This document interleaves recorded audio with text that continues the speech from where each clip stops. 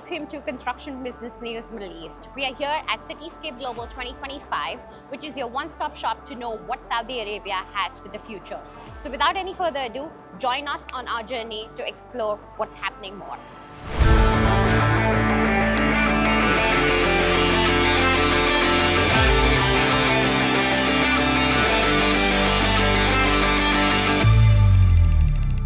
Thank you so much for joining us. Pleasure having you. Construction Business News Middle East.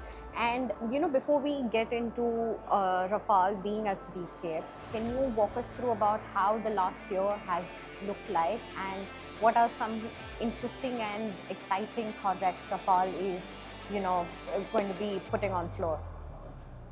Thank you for this question. It's been a hectic year in a good sense. Simply because we had put our new strategy in 2022, and by 2024 it was good time to start reaping the results. So the strategy was in cruising altitude. And just to talk about some figures, we launched projects in our income generating vertical worth 3 billion riyals. That's equivalent to close to 1,250 rooms of flex living with our partners Hive, whom we have signed an exclusivity agreement with across Saudi Arabia. And we've been targeting transit-oriented developments near metro stations, attracting young Saudis and young professionals moving to Riyadh. Because as you all know, there's an acute shortage of adequate, affordable and urban living in Riyadh. We've also launched our biggest community ever with the National Housing Company and in partnership with CITIC Group from China. And last year we did the launch. This year you will find on our booth that we're airing live the construction works. 30% of the project, that's 1,200 units, have been sold already in less than a year, and we are way ahead of schedule in execution and in sales. So it's very promising, and we can already see good momentum based on the execution plan of the project. So what I want to say here that in these times, the buyer is becoming very specific. They need a good brand. They need to know that the developer will deliver.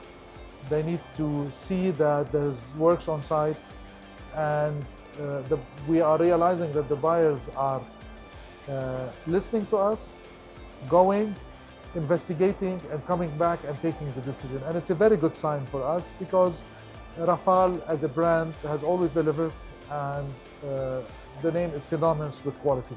You've beautifully explained about real estate. Now, Riyadh in particular has a very flexible outlook when it comes to real estate. There are a lot of trends, things are changing on year-to-year basis. What is your take on that? And particularly for 2026, what are certain things that you think will really work out?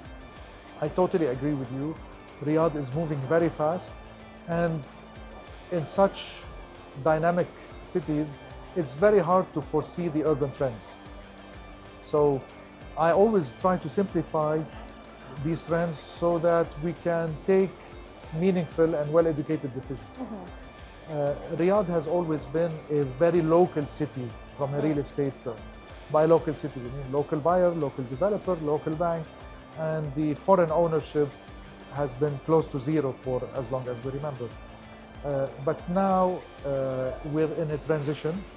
Riyadh is on a path to become one of the top 10 global cities, and we see very strong features of global cities, starting with the product to the mega projects that are bringing great city features, from human-centric districts to humanization to 15-minute walking districts, and to a multitude of services from entertainment to education to public transit, to Riyadh becoming soon one of the biggest airport cities in the region. So all these trends are important to build on. Yet, as a developer, you want to make sure that you are taking your steps in a well-educated way and a risk-adjusted manner, because in mega projects, things could take longer than expected, and we are seeing that in the market. So at Rafal, we see ourselves as a stepping stone for these projects. We're not planning to be the fastest or the biggest. We want to solve urban issues, like the example I gave you about flex living, assisting young couples moving to Riyadh, because this is a very solid trend. We're also bringing lifestyle hotels that are accessible and affordable, like Rove hotels. All these are being developed exclusively, in addition to the gated communities and to the service of communities that are targeting the bigger families. Riyadh will become one of the top 10 cities sooner than we think. The trends that we are seeing are very strong, and Rafal is launching a new vertical this year. We call it urban logistics, to be able to bridge the gap from the local to the international. There are very simple things that are still missing: self-storage, student housing, data centers, multi-story car parks. So under the urban logistics vertical, we are focusing on these services to complement the other two verticals that we have, which are the income-generating assets and the communities. And that's very interesting. Also, do you think with the Expo and the World Cup, being Saudi is going to be hosting it, how that is actually accelerating and fueling real estate? Like, what are certain things that you think that these two big activities are going to help as a country?